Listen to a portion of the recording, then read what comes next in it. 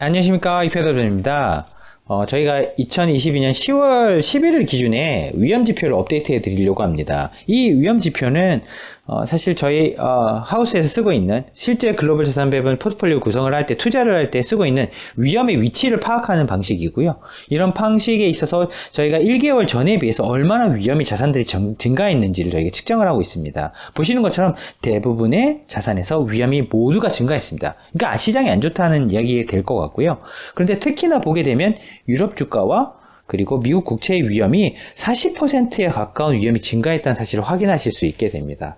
따라서 현재 위험은 유럽의 금융위기설, 특히 런던의 금융 마켓에서 발생하고 있는 우려, 그리고 미국 국채, 즉 미국에서 인플레이션 때문에 공격적으로 금리를 올리려고 하는 부분, 이 두 가지의 위험이 동시에 작용하면서 거의 유사한 형태의 수준의 위험을 불러일으키고 있다. 그러면 이번에 위험은 미국 금리에서 나타나는 것과 유럽의 금융위기의 우려에서 나타나는 부분이 동시에 작용하고 있다. 이런 부분이 좀 슬로우 다운 되거나 이런 부분에 대한 시장의 관심도가 떨어져야 시간 좀 안정될 수 있겠다라는 부분으로 요약할 수 있을 것 같습니다.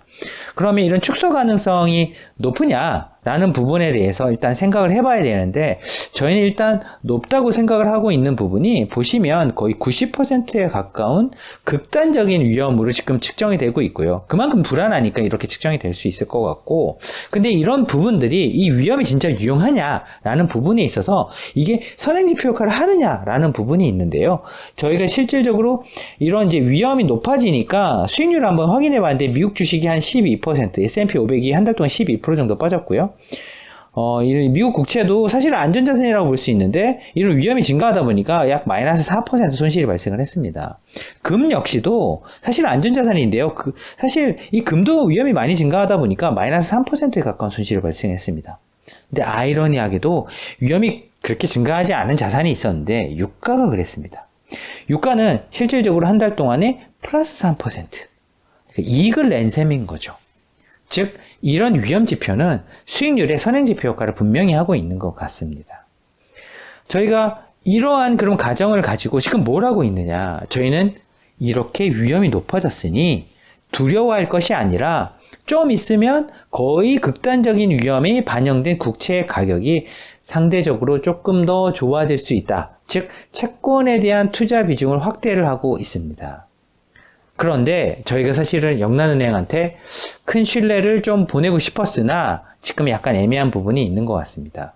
영란은행이 시장에 개입을 했는데 생각보다 금방 그 효과가 사라져 버렸고, 하지만 저희가 전체 미디어를 통해서, 글로벌 빅데이터를 통해서 확인해 본 결과 미 연준과 영란은행이 어느 정도 통화 정책에 있어서 어떤 공조의 형식을 지금 띠고 있는 것으로, 물론 이제 오피셜하게 대놓고 얘기를 하진 않지만 그런 뉘앙스가 지금 시장에서 꽤 많이 나타나고 있습니다.